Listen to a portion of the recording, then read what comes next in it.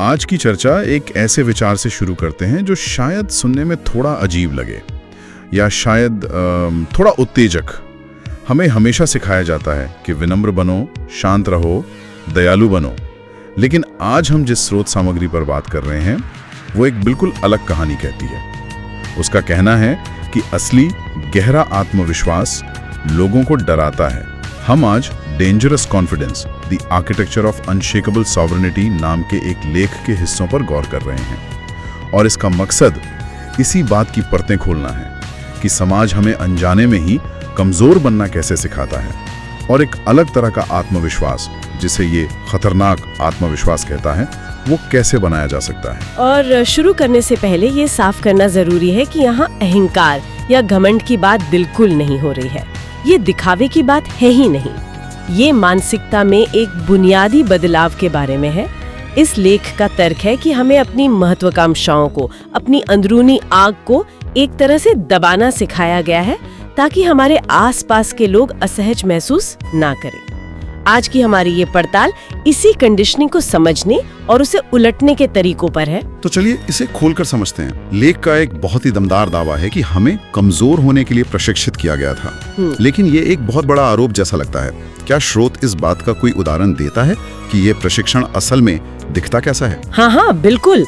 ये उन छोटी छोटी चीजों की बात करता है जो हम रोजमर्रा की जिंदगी में देखते हैं, जैसे अपनी आवाज को नरम करना ताकि हम ज्यादा आक्रामक ना लगे, कुछ भी करने से पहले इजाजत मांगना, तब भी जब हमें उसकी जरूरत नहीं होती, और यहाँ तक कि अपमानित होने पे भी मुस्कुराना ताकि माहौल खराब ना हो। ये कहता है कि हमें ये सिखाया गया है कि विनम्रता ही ताकत है, लेकिन असल में ये एक झूठ है, एक झूठ जो हमें नियंत्रण में रखने के लिए बनाया गया है। ये तो वाकई सोचने वाली बात है। इसका मतलब ये है कि समाज की कई स्थापित धारणाएं असल में हमें अपनी पूरी क्षमता तक पहुंचने से रोकती हैं। लेख आगे कहता है कि दुनिया सिर्फ दयालुता को पुरस्कार नहीं करती, दुनिया आत्मविश्वास को पुरस्कार करती है। हाँ, और यहाँ एक बहुत ही दिलचस्प भेद किया गया है। इसका मतलब ये नहीं कि दयालु होना गलत है, बिल्कुल नहीं, बल्कि ये कि आत्मविश्वास किसी को विरासत में नहीं मिलता। अच्छा, इसे बनाना पड़ता है, इसे गढ़ना पड़ता है। और इसे बनाने की भट्टी क्या है? अस्वीकृति, विश्वासघात और वो सारे पल जब लोगों ने आपको कम आंका। ये अनुभव सिर्फ चोट नहीं पहुंचाते, वे आपके अंदर शक्ति के बीज बोते हैं। वाह, ये सोचने का तरीका तो सब कुछ बदल देता है। इसका मतलब है कि जिन पलों को हम अपनी सबसे बड़ी हार समझते थे, वे असल में हमारे सबसे बड़े हथियार बन सकते हैं। लेकिन अक्सर होता यह है कि जब भी किसी को नजरअंदाज किया जाता है या छोटा महसूस कराया जाता है, तो वो उस शक्ति के बीज को उसे पोषित करने के बजाय उसे आत्मसंदेह की मिट्टी में और गहरा दबा देता है। बिल्कुल सही। और स्रोत के अनुसार दुनिया किसी को बल से नहीं तोड़ती, वो उन्हें अपनी ही आग को बुझाना सिखाकर तोड़ती है। ये सिखाकर कि दूसरे बेहतर हैं, ज्यादा होशियार हैं या ज्यादा हकदार हैं। ये धीरे धीरे आपकी आंतरिक आवाज को दबाने की एक प्रक्रिया है। आप लड़ने से पहले ही हार मान लेते हैं क्योंकि आपको यकीन दिलाया गया है कि आप इस लड़ाई के लायक ही नहीं हैं। तो अगर हमारे सबसे बुरे अनुभव ही हमारी ताकत का स्रोत हैं, तो उस ताकत को निकालने का पहला कदम क्या है? यहीं से शायद विद्रोह की शुरुआत होती है। लेख में मैकियावेली का जिक्र है, जो कहता है कि इंसान दो आवेगों से चलता है, प्रेम और भय। हाँ, और ये विचार इस पूरी फिलॉसफी की नींव है। कमजोर लोग प्रेम का पीछा करते हैं, यानी दूसरों की स्वीकृति, उनका अनुमोदन। वे चाहते हैं कि लोग उन्हें पसंद करें, लेकिन शक्तिशाली लोग भय पर महारत हासिल करते हैं। और खतरनाक आत्मविश्वास की शुरुआत ठीक इसी बिंदु से होती है, जब किसी को अपने होने को सही ठहराने के लिए किसी बाहरी सहमति की जरूरत नहीं रह जाती। लेकिन भय शब्द सुनने में थोड़ा नकारात्मक लगता है। क्या इसका मतलब है कि इंसान को दूसरों को डराना चाहिए? क्या पसंद किए जाने से बेहतर है कि लोग आपसे डरें? ये एक बहुत जरूरी सवाल है। और यहाँ भय का मतलब आतंक या क्रूरता नहीं है। ये उस सम्मान की बात है जो एक व्यक्ति के अटूट आत्मविश्वास से पैदा होता है। इसे ऐसे समझिए, जब लोग आपसे प्यार करते हैं तो आप उनकी स्वीकृति पर निर्भर हो जाते हैं। आप ऐसा कुछ भी करने से डरते हैं जिससे वे नाराज हो जाएं। लेकिन जब वे आपके आत्मविश्वास का सम्मान करते हैं, जिसे यहाँ डर कहा गया है, तो आप उनकी राय से स्वतंत्र हो जाते हैं। वे आपको नियंत्रित नहीं कर सकते। इसी अर्थ में भय स्वतंत्रता पैदा करता है। अच्छा, तो ये बाहरी नियंत्रण से आजादी के बारे में है। इसका मतलब है कि डर तो हमेशा रहेगा, असफलता का, अस्वीकृति का, लेकिन आप उसके साथ मोल भाव करना बंद कर देते हैं। आप ये नहीं सोचते कि अगर मैं ये करूंगा तो लोग क्या कहेंगे, आप बस कहते हैं मैं ये करूंगा। बिल्कुल, स्रोत कहता है कि डर कभी जाता नहीं, वो बस इंतजार करता है।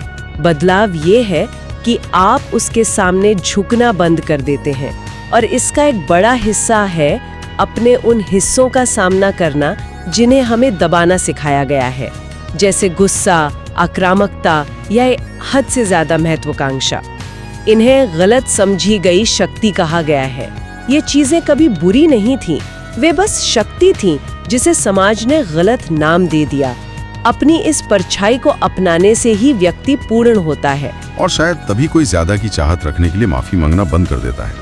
जिस क्षण आप दूसरों की स्वीकृति की जरूरत बंद कर देते हैं, लोग आप पर अपना नियंत्रण खो देते हैं। वे आपको अस्वीकृति से हेरफेर नहीं कर सकते, वे आपको प्रशंसा से फुसला नहीं सकते। यही वो क्षण है जब कोई व्यक्ति उन संरचनाओं के लिए खतरनाक हो जाता है जो उसे नियंत्रित करती थी। जब कोई इस तरह से खुद को एकीकृत करता है तो इसका दूसरे लोगों की उस व्यक्ति के प्रति धारणा पर गहरा असर पड़ता है, और ये हमें अगले विचार की ओर ले जाता है। मुझे एक पंक्ति बहुत पसंद आई, आत्मविश्वास आवाज नहीं है, ये गुरुत्वाकर्षण है। हाँ, ये कमाल की पंक्ति है। इसकी घोषणा नहीं की जाती, इसे महसूस किया जाता है, पर इसका असल जिंदगी में क्या मतलब है? हम सबने इसे महसूस किया है। सोचिए उस मीटिंग के बारे में जहां एक व्यक्ति सबसे ज्यादा बोलता है, ऊंची आवाज में बोलता है, हर बात पे अपनी राय देता है, लेकिन एक दूसरा व्यक्ति भी है जो ज्यादातर चुप रहता है, बस सुनता और देखता है। जब कोई बड़ा फैसला लेना होता है तो सबकी नजरें उस शांत व्यक्ति की ओर घूम जाती हैं। लोग जानना चाहते हैं कि वो क्या सोचता है। वो दूसरा व्यक्ति कुछ भी कहे बिना कमरे का केंद्र बन जाता है। वही गुरुत्वाकर्षण है। ये एक ऐसी शक्ति है जो आपकी चुप्पी में, आपके हाव भाव में, आपके शांत नजरिए में महसूस होती है। ठीक है, तो ये गुरुत्वाकर्षण पैदा हो गया, लेकिन क्या इसमें एक जोखिम नहीं है कि ये अहंकार या सिर्फ एक अनियंत्रित ऊर्जा बनकर रह जाए? अगर किसी में बहुत आत्मविश्वास है लेकिन कोई अनुशासन नहीं, तो वो तो विनाशकारी भी हो सकता है। आपने बिल्कुल सही नस पकड़ी है। इसीलिए स्रोत एक बहुत महत्वपूर्ण चेतावनी देता है। नियंत्रण के बिना आत्मविश्वास अराजकता है। ये इस परिवर्तन का अगला और सबसे अहम चरण है। यहाँ ध्यान सिर्फ अंदर की भावना से हटकर आत्मनिपुणता के जरिए बाहरी दुनिया पर प्रभाव डालने पर चला जाता है। दुनिया धारणाओं से चलती है और अपने आवेगों, अपनी भावनाओं पर नियंत्रण रखना ही सबसे बड़ा रणनीतिक लाभ है। जो व्यक्ति गुस्से या इच्छा से नियंत्रित होता है वो पहले ही हार चुका है। यह दूसरों का निरीक्षण करने का सुझाव भी देता है, यह देखने के लिए कि लोग कितनी जल्दी प्रतिक्रिया करते हैं और अपनी कमजोरी जाहिर कर देते हैं। सलाह है कि शांत रहें, अपने बारे में कम बताएं और चुप्पी को एक हथियार के रूप में इस्तेमाल करें। मुझे लगता है कि सोशल मीडिया के इस दौर में ये और भी मुश्किल हो गया है। हम लगातार अपनी जिंदगी के अंश साझा कर रहे हैं, अपनी ताकत को अनजाने में दूसरों को सौंप रहे हैं। एकदम सही। यह पारदर्शिता और प्रामाणिकता के आधुनिक विचारों के बिल्कुल विपरीत है, जहां सब कुछ साझा करने को प्रोत्साहित किया जाता है। इस दर्शन के अनुसार जो कुछ भी छिपा रहता है वो एक लाभ बन जाता है। जब आप शांत रहते हैं तो लोग आपको कम आंकते हैं, और कम आंका जाना सबसे बड़ा रणनीतिक उपहार है। आपका संयम आपका कवच बन जाता है, और आपका संयम ही आपका प्रभाव बन जाता है। लोग आपको उकसाएंगे, परखेंगे, लालच देंगे। प्रतिक्रिया केवल तभी करनी चाहिए जब ये आपके किसी बड़े उद्देश्य को पूरा करे, वरना चुप्पी ही आदेश बन जाती है। तो ये नियंत्रण की बात हुई। इसके बाद विकास का अंतिम चरण उदासीनता बताया गया है। अब ये शब्द सुनकर तो और भी ज्यादा चिंता होती है। क्या इसका मतलब है कि किसी को कुछ महसूस ही नहीं करना चाहिए? क्या ये हमें कठोर और असंवेदनशील बनने के लिए कह रहा है? नहीं, और ये भेद बहुत महत्वपूर्ण है। ये बेरुखी या भावनाहीनता नहीं है, ये स्वतंत्रता है। ये हानि, अस्वीकृति या दूसरों के निर्णय के डर से मुक्ति है। जब आप इस अवस्था में पहुंच जाते हैं तो आप अछूत हो जाते हैं। तब प्रशंसा और अपमान दोनों ही आप पर बेअसर हो जाते हैं। सोचिए, अगर कोई आपकी कितनी भी तारीफ करे, आपको घमंड नहीं होता, और अगर कोई आपका कितना भी अपमान करे, आपको दुख नहीं होता। ये तो एक सुपर पावर जैसा लगता है। इसे ढाल और हथियार दोनों के रूप में वर्णित किया गया है। ये आपको अलग थलग नहीं करता, ये आपकी रक्षा करता है। बिल्कुल। इसे एक सर्जन के उदाहरण से समझिए। एक अच्छा सर्जन अपने मरीज की परवाह करता है, लेकिन ऑपरेशन करते समय उसे भावनात्मक रूप से अलग होना पड़ता है। सही बात है। अगर वो हर चीरे के दर्द को महसूस करने लगे तो वो अपना काम नहीं कर पाएगा। ये उदासीनता वैसी ही है। ये आपको भावनाओं का गुलाम बने बिना दुनिया से जुड़ने की अनुमति देती है। इससे आपके निर्णय लेने की क्षमता साफ हो जाती है, क्योंकि पूर्वाग्रह और भय के बादल छट जाते हैं।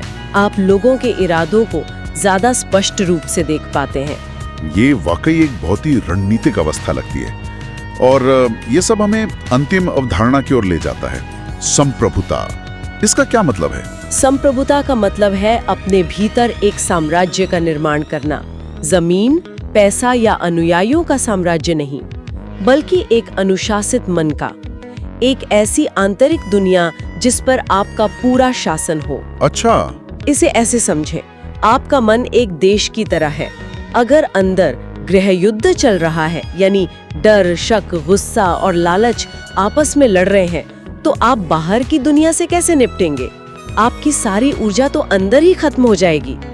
संप्रभुता का मतलब है पहले अपने इस आंतरिक देश में शांति और व्यवस्था कायम करना। तो ये खतरनाक आत्मविश्वास सिर्फ एक भावना नहीं है, ये एक पूरी प्रणाली है। आपके विचार तर्क का पालन करते हैं, आपके कार्य रणनीति का, और आपकी भावनाएं आपके आदेश का। स्रोत कहता है कि जब कोई आंतरिक गद्दार नहीं बचता, तब आप निर्णायक रूप से आगे बढ़ते हैं। एकदम सही। नियंत्रण इसे प्रभाव देता है, उदासीनता इसकी रक्षा करती है, और अनुशासन इसे बनाए रखता है। इसका अंतिम परिणाम एक ऐसा व्यक्ति है जो सम्मान मांगता नहीं है, बल्कि अपनी उपस्थिति, अपनी चुप्पी से उसे हासिल करता है।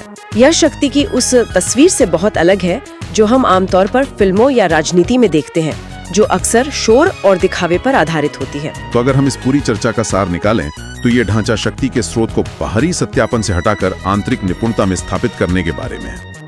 यह दूसरों से अनुमोदन की तलाश से लेकर आत्मसंप्रभुता हासिल करने तक की एक यात्रा है। और ये विश्लेषण बताता है कि सच्चा अटूट आत्मविश्वास इस बारे में नहीं है कि कोई दूसरों के सामने कैसा व्यवहार करता है, बल्कि यह किसी के अपने मन की अनुशासित, नियंत्रित और संप्रभु अवस्था के बारे में है। यह बाहरी प्रदर्शन के बजाय आंतरिक वास्तुकला पर केंद्रित है। और ये हमें सोचने के लिए एक अंतिम विचार के साथ छोड़ जाता है। यह स्रोत शक्ति की नींव के रूप में चुप्पी, अवलोकन और आंतरिक नियंत्रण पर बहुत जोर देता है। तो सोचने वाली बात यह है कि एक ऐसी दुनिया में जो अक्सर शोर, निरंतर साझाकरण और तत्काल प्रतिक्रियाओं को पुरस्कृत करती है, रणनीतिक चुप्पी और सोची समझी निष्क्रियता को चुनने से क्या खोया या क्या पाया जा सकता है?